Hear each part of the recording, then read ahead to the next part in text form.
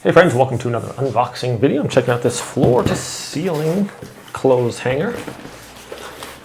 Alright, so this one is very much like it sounds. We have some instructions here.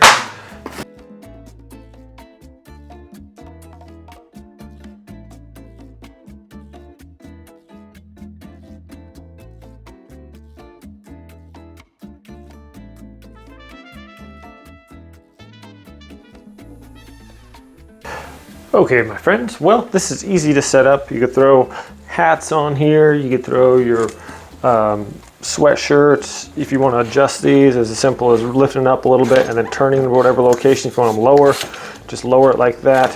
You can put purses on here, all kinds of stuff. Looks kind of nice too. It's definitely sturdy enough. This just locks right into the ceiling there. It's going to hold plenty.